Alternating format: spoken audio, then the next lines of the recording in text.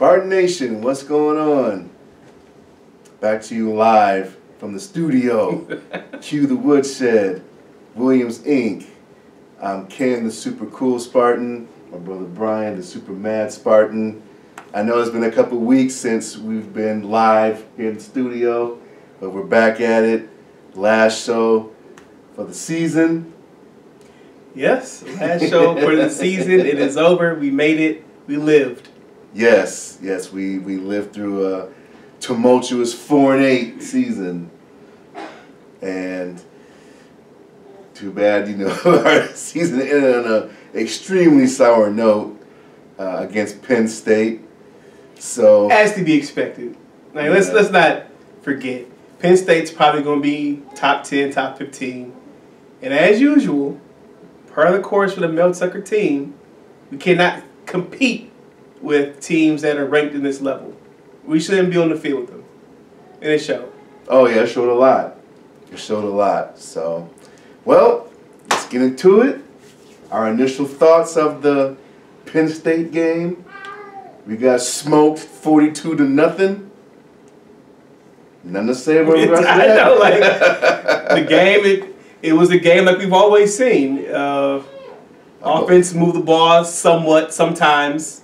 Well, this game was historically bad, but they did move the ball. Defense did what they could for as long as they could, which is about quarter and a half, maybe give them the first half. Defense had some big timely stops, some sacks, some pressures. But eventually, the dam break. Yeah. That was it. Go Beavs. Good segue there. But yeah, outside of the venue, which was great, Ford Field, downtown Detroit, definitely had a good time, being there live. Watching that game was extremely painful. Yeah, well, the venue was nice. It was a good atmosphere. Yes, it was. It was a very good turnout. So I suspect they'll do this again. I'm sure they made a lot of money. Oh, yeah, and definitely. I know a lot of the negatives about having a game at Ford Field was, okay, taking a home game away from Michigan State at East Lansing in Spartan Stadium. But at the same time, it's for us who live in this area, it's so much easier going downtown to Ford Field than going to East Lansing. And I'm not going to hold you up. It was cold on Saturday. I was glad it was an indoor venue. Friday. Excuse me, Friday, you're right. It was last Friday. I'm sorry, it was a Friday game. It's been Black Friday, to be more specific. Yes. But it was nice to be indoors, get to be around friends and family that came together. I got to hang out with some of my people from college. My brother was there. He had people there. It was a great event. Everybody from Michigan State there knew what was going to happen. I don't think anybody is under any illusions that Penn State was going to drop the bomb on us. But we there, we showed up, we cheered, it got loud. And I think it went better than a lot of people were expecting it to go, even with a 4-8 team now. Right. It was a fun event. And I want to go back. It was. Yes. I'm not really trying to sit in East Lansing in the stadium in November when it's cold to see a team that's going to get their doors blown off. Right. That was a good move in that sense because, like you said, at this time of year, it is very cold outside. We know how it is at Spartan Stadium. When I was younger, I could tolerate sitting out there in cold and shivering and whatnot, but at my tender age, I can't do that anymore. It's not going to. And a thing that really helped was the fact that Penn State had they lost their big games. It's part of the course for the James Franklin Penn State team. They lost to Michigan, lost to Ohio State. So their fans didn't come and take over our stadium, which would have happened if they were, this is the clinching for the Big Ten, going to the Big Ten championship game. So it was, I would say, like 90% Spartans. Yeah. And I believe the numbers like 50,000 plus showed up. So it was a nice event. And I wasn't too mad about the game. I had gone in with the expectation of this is what it's going to be. So I just had fun with my friends and family. Yeah, I agree. Very good time with friends and family. And, the just chugging down a few beers. A few. Drinks. Several. Maybe to numb that pain away with the product we've seen on the field. Win or lose, we booze. Right. That's definitely been a mantra of Michigan State fandom and studentdom. You know, win or lose, we gonna booze. Yes. And that's what we did. But yeah, definitely had a good time. And I know where we came in at in the stadium, we got a chance to walk by the Barry Sanders statue, which is very cool. I mean, even I saw some Penn State fans take pictures, you know, of the statue. So that was cool to see. But yeah, definitely had a good time. But you know, we ended on a very, very sour note from a game standpoint. Yes, that night it wasn't a good thing from a game standpoint, but there was other news that was starting to break that, yeah, was like a, you know, chaser for your shot. So, let's get into it again. Good Sparty, bad Sparty. Let's just start with the bad, get it out the way. Get it out the way and talk about all pleasant things going forward after that. We scored no points. So, I mean, I thought we'd at least would have scored maybe 3 to 7. A meaningless field goal. I don't think we got in field goal range. Like, to be perfectly honest with you, Yeah. I can't remember really too many big plays on offense. That was a big throw to Malik Carr and sometime in the first half. And I do think there were some runs here and there, went for, you know, maybe 12 yards. I do think that Hauser had got the team in somewhat in the red zone until he threw a pick. Yeah, the first drive I think it was. Yeah, it was a horrible pick, but yeah. So that was the start of the avalanche of nothingness. Yeah, it's just the same. It's the same thing for all these games. I would like to look at just from this year. What was the point total versus these top 4 teams? I know it's like 100 and something to like 10 points. Oh yeah, it is. We scored 7 points garbage time versus Washington. We didn't score versus Michigan. We didn't score versus Penn State. We had 3 points versus Ohio State. So we were outscored 100 and something. Oh yeah. To 10 points, and I think that's the biggest problem everybody's had in the Mel Tucker regime is just not competing. Oh, I think if people can understand that, hey, these are great teams, and Michigan State wasn't favored in any one of these games. Nor should they've been, but you can't even make these teams sweat. Yeah, that was the most disappointing. They couldn't even. They didn't have to pick a towel and rip their brow off. It was like a sparring partner. I know. Like, basically a scrimmage. Yeah, just go up there, you know, when they feel a sweat starting to form. All right, guys, go put the backups in. We're good to go. We've done all we can here.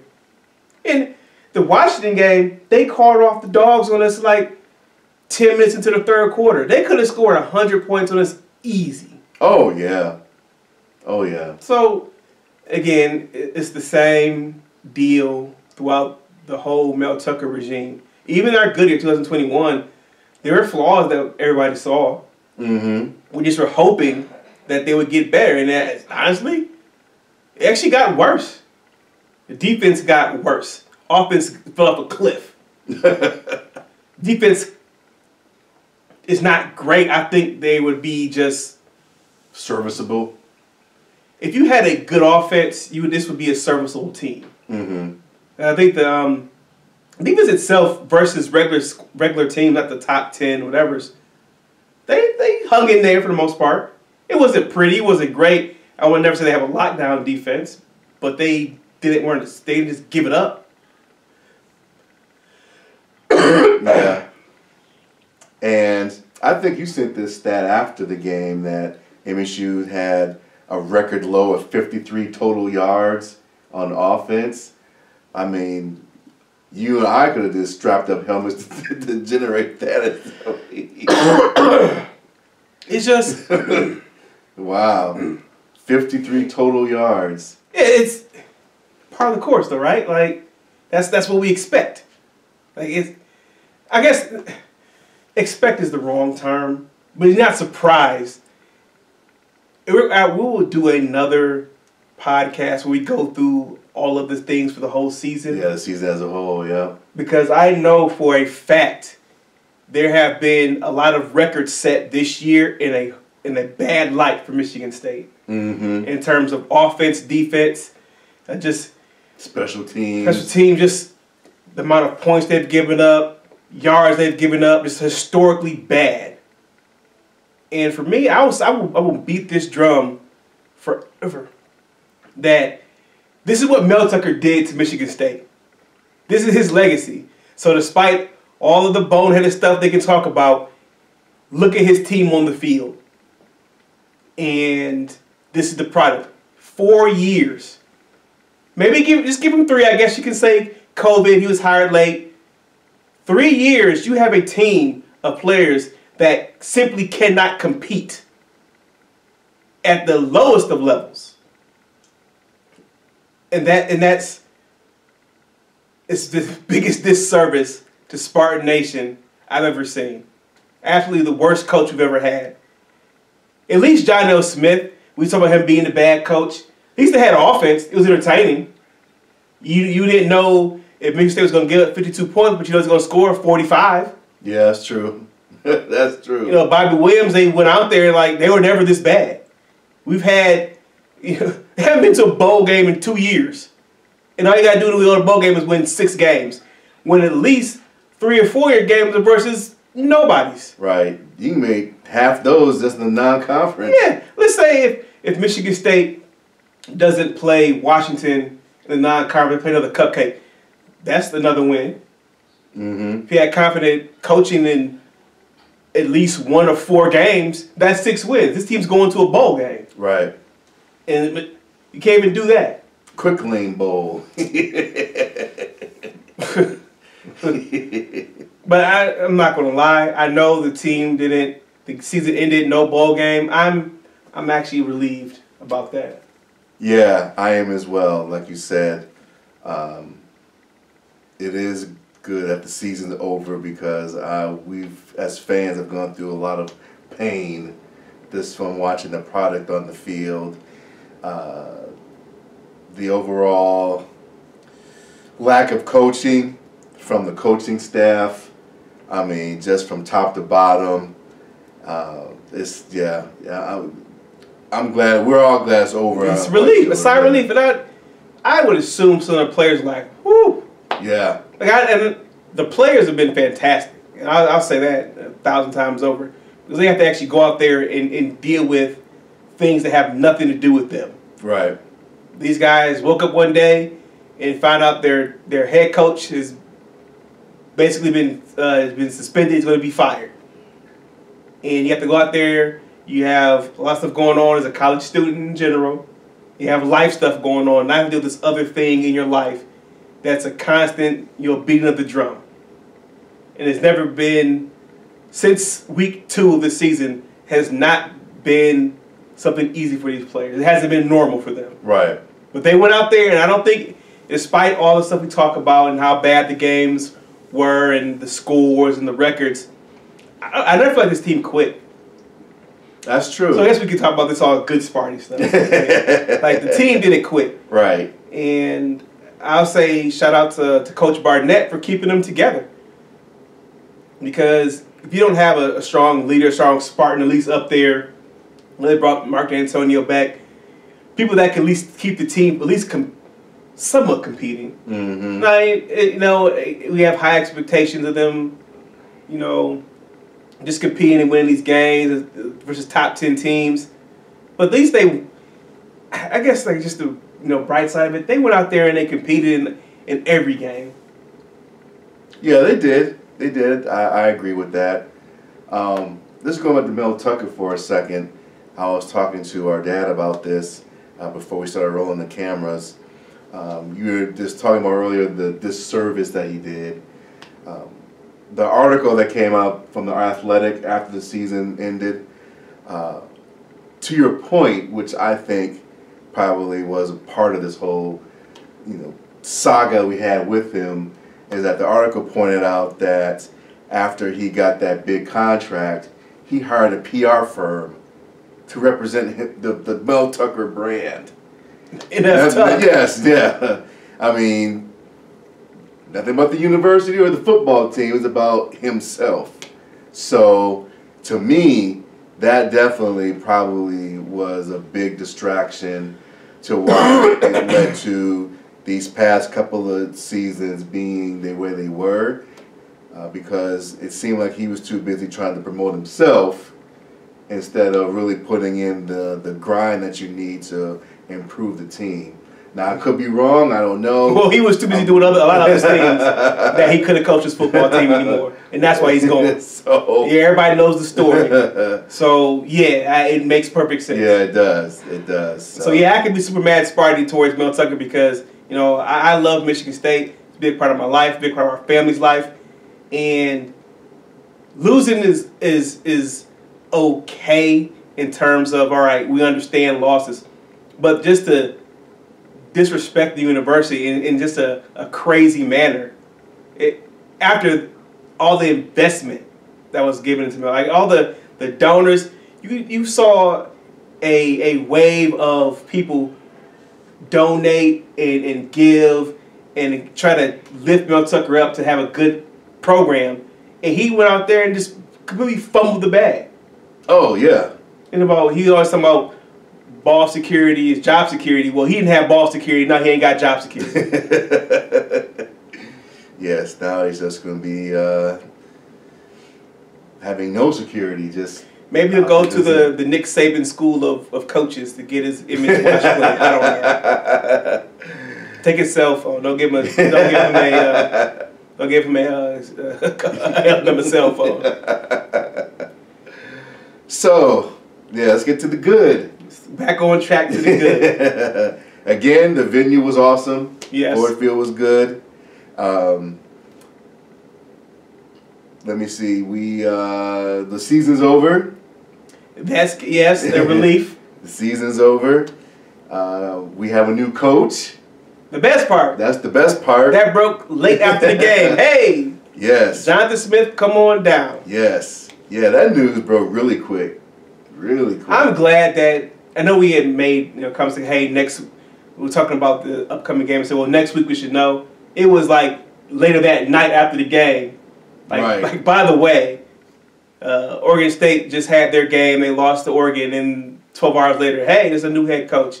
And I know it sucks for Oregon State. They kind of getting a raw deal. Mm-hmm. But this is college football. It's a big boy football, and it sucks for them.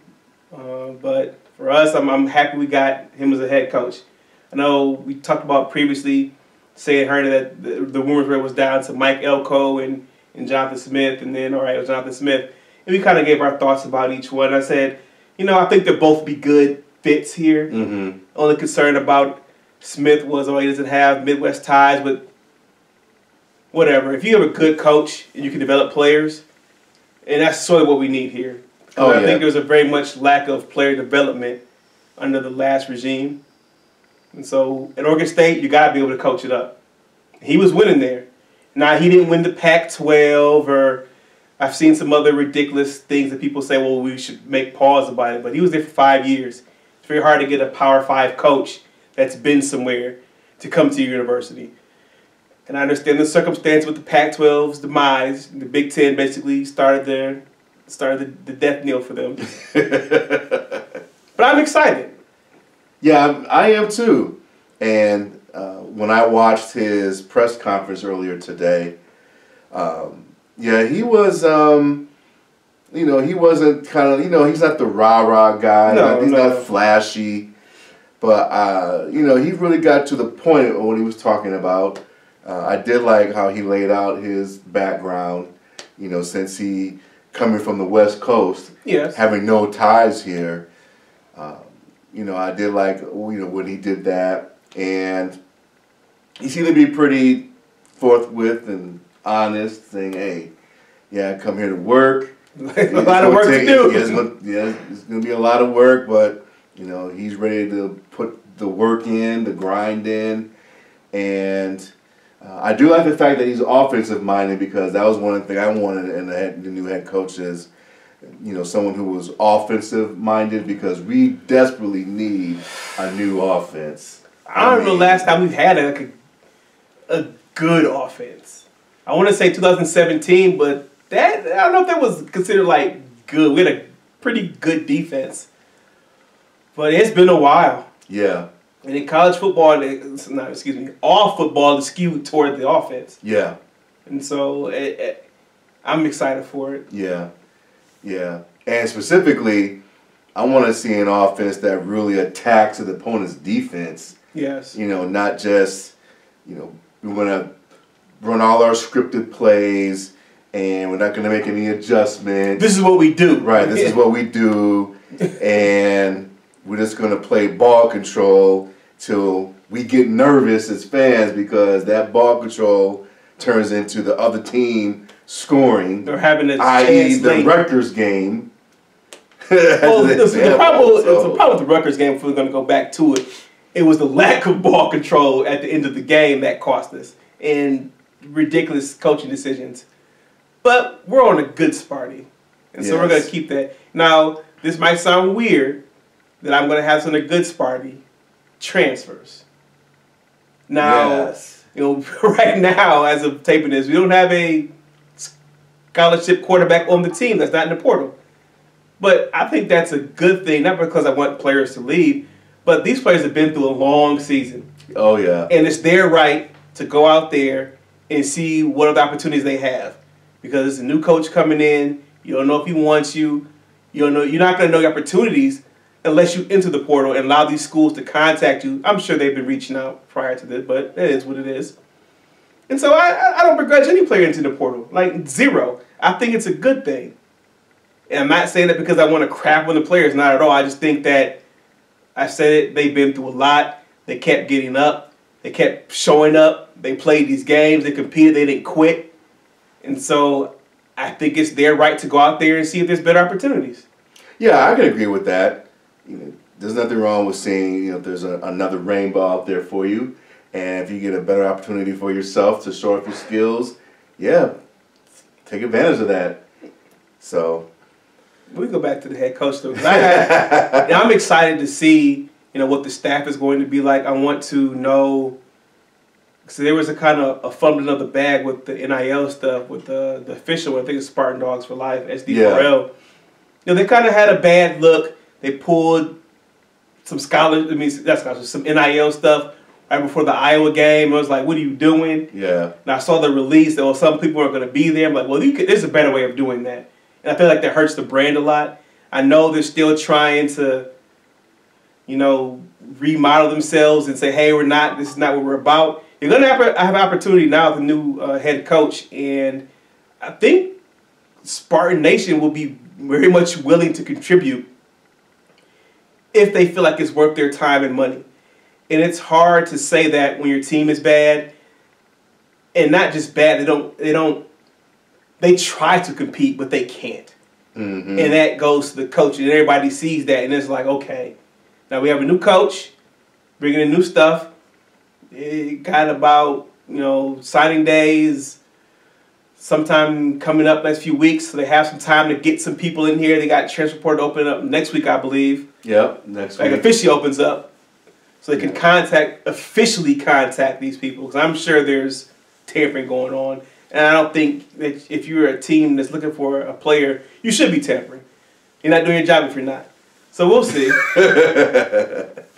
One thing I did see is that I think his name is Nick Marsh. Yes. I saw on social media that he's still committed. That's big time, because he's a big time player in the state. Awesome talent, and we need players. Yeah. And he looks to be a difference maker at wide receiver, and we need difference makers everywhere, honestly. Yeah. And so it's good that he's still in the fold. It's still good that the bomb was still there. Because to me, I just assumed that everybody that was committed is no longer committed. Yeah. That's how I took it. And so to see that he says, no, I'm going to stick with the Spartans and he's going to stay there, it's a great sign. And, shout out to him. So I'm excited to have good players come into the fold. Yes. Now we just need to find a good quarterback to throw in the ball. There will be a quarterback.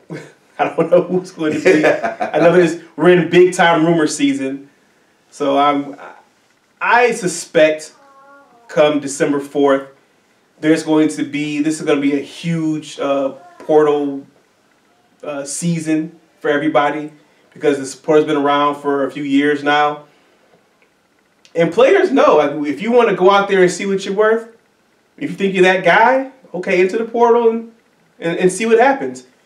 Now, I suspect for Michigan State, there might be some people who come back because they're just testing the waters to see what's out there. And it's up to the new coaching staff to decide, hey, this is somebody that we want to be part of the program, if they're going to recruit them and have them come back or not. And I think that's best for all parties involved because they didn't sign up to play for this guy, and he didn't recruit them. Right. And that's a tough situation, but that's the reality of it. Right. I think, too, for the quarterback, since all three of our current quarterbacks are in the portal, that probably would be a great opportunity for a quarterback who's entering the portal. They're going to have to bring in at least two. I always suspect. So I know we have a quarterback who's still committed. So that's one. If he still stays committed, who knows? Mm-hmm. So that's one. So I assume they're going to bring in at least two portal guys. Mm-hmm. And we'll see. Yeah. So, yeah. Even though we did end the season on a sour note, I mean, there is some hope, with the new head coach that we have. And hope is a good term. And, some of these key positions opening up, with some players in the portal, that opens up opportunities for others to come here and say, hey, let's see what we can do and make it happen. And then one thing, it's kind of the next topic that's been talked about amongst Spartan Nation. What should our expectations of this new coach be? Because I have mine in terms of, all right, 12-team playoffs. If you want to be relevant, you got to be in there. Mm-hmm. So how often should we expect to make the 12-team playoff? That's a good question. Because that's the expectation. I'm already setting the bar at 12-team playoffs. I'm not talking about Big Ten championships. Would be nice. I'm not saying it wouldn't be nice. But it's all about those playoffs. Because bowl games don't matter anymore at the playoffs. Like, no one cares about these bowl games. Quick Lane Bowl, Motor City Bowl, Milton Bowl, whatever. Yeah, if you're in those lower conferences, you like those. But if you're talking about like a Michigan State, for example, yeah, you want to be in that 12-team playoff. Are you relevant? Because what else are you competing for? Yeah, right. And so I don't want to make a prediction yet of what it should be, because I need to see, okay, what's the full staff, who's going to be on the squad. I have my wildest dreams of basically every other year making the playoffs at least. Mm-hmm. And I think that's lofty. I don't know if that's lofty. I don't think that's lofty. I think that's just to be a regular expectation at this point. But I want to see after we get to the spring, how realistic is that right now with this guy? Right. I know the first season won't be smooth. Well, maybe. Who knows? Because I really don't think this team was that far away from being like a 7-8 win football team. And that's not saying that they're great. I'm just saying that better coaching, we had enough talent to beat the bottom of the Big Ten. Yeah. And that's all I'm saying. Like, so we'll see. But I would, my expectation, Lucy, right now is every other year we got to make the playoffs. I like that. And one thing I think that will be to our advantage, hopefully, is with Coach Smith coming from the Pac-12, and we're bringing in 4 teams from the Pac-12, he has that familiarity with those teams. Yeah, so that could definitely help. So I think that's an advantage for us because, he can really, properly scheme against those teams. Okay, he's seen them before. Right. His staff has seen them before. Right. I didn't think about that. And even we talk about recruiting in the Midwest because just for us, the rivalries in the Big Ten, they're very localized. Mm-hmm. And so it's when you have Midwestern kids who know about it and they understand, they play a little bit hard, they don't have to be indoctrinated into it. Right. So, but on the flip side of that, Smith might be able to bring some West Coast people in. Yeah. He's familiar with that territory. You can always say, like, hey, you can always fly back here. You're going to play with one of these teams every other year. Yeah. And so that could be a selling point to some West Coast kids. Yeah. Maybe even some Oregon State people who want to come join their former coach. Yeah. Like, I know MSU next year, they're going to be playing at Oregon. So I know that's, that would be a good selling point. Yes, definitely. And I don't know what other. I don't know if they play another Pac-12 team next year, but I do know they're at Oregon. I feel like it's 2 a year, but still, they might come to Spartan Stadium. So I have to look at the schedule. I'm not sure. Yeah, but yes, definitely excited about us having a new coach. I know you already have some key staff in place, and now it's just a matter of, like he said, to get to work. I know in this press conference he said he already spoke to some of the team, and he looked at a few games, and yeah, I think there's some good energy now. Positive energy. Hope. Yes. We'll see once that. We'll see the first play of the game, jet sweep to the short side of the field, and then the Spartan Nation team will just explode like that. Yes. Yeah. It'll be good to see a dynamic offense. Well, at first, it's a functioning offense. Functioning. We don't know about dynamic yet. We don't know the players. It's just functioning. Functioning would be a start. Like, I would know what I really want. I'm just ready to get back to disciplined football. Yes. Because, that team up the road, Michigan, the cheaters, we can say all that stuff about Connor Styles and them cheating, but they are a disciplined football team. They don't beat themselves. They don't make mistakes. Mm-hmm. And we saw, and all the teams that are good are like that. True.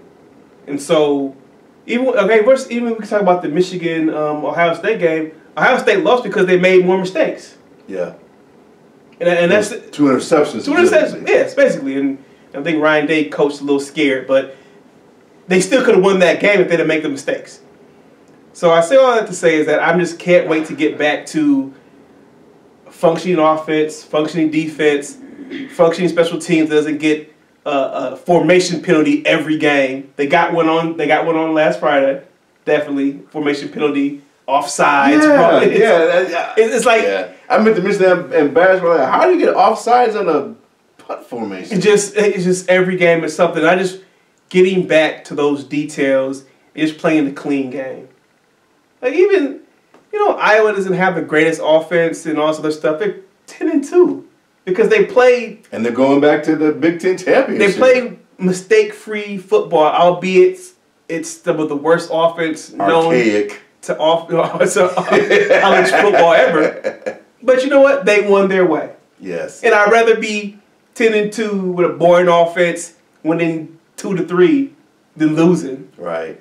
So I just can't wait to get back to just disciplined, steady football, and let's go from there at least. Like this first season, I know is low expectations. Like that's just really what I just would like to see that. I'm with you, bro. I'm with you. So, speaking of coaches, our fun fact. I guess this will be our won't be our final fun fact, but this fun fact is about head coaches of Michigan State. So, had to dig through the archives. And again, for some reason on social media, when it comes to trying to find facts about MSU football, it is a task. Because if you just put in Michigan State football, for some reason, it brings up Michigan football. Yeah, so you have to go to the official athletics website. Yeah, so, but the very first coach of Michigan State football, now this is going way back, like time capsule back in time.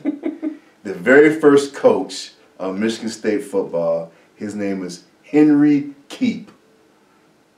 Never heard of it. I didn't either until I found this. So Henry Keep was the very first coach of MSU football back in the late 1800s when they just had leather helmets. And probably no scripted plays, nothing. Run to the left, right, up the middle. T formation. And he coached 2 years at MSU, 1897 to 1898, and his overall record was 8-5-1. Now, I can't imagine what football looked like in the late 1800s, but Henry Keep was the first one to get this train rolling in the history of Michigan State football. I don't know about the train rolling. It started something. I don't know if the train's been derailed for a little while now. Trying to crank it back up, put the wheels back on, fix the tracks. Right. But yes, so Henry Keep, 1897, 1898, 2 years. His record was 8-5-1. So, hey, this continues to show that Michigan State does have a rich football history, and sometimes things get overclouded by that team down the road, and the Ohio States of the world, the Penn States of the world, but Michigan State does have a very good football history, so we're going to continue to do those fun facts, to educate you, Spartan Nation, and all those other fans out there. So, well, as we say, we've come to the end of the show once again. This is our last show in terms of the season, since there's no more games after this until August of 2024. But in the meantime, we will be coming at you with some more content for sure. But until then, I'm Ken, the super cool Spartan. My brother Brian, super mad Spartan. Cue the Woodshed. Check us out on YouTube. Click that subscribe button, and also get at us on TikTok and Instagram. Until then, go green, Go white.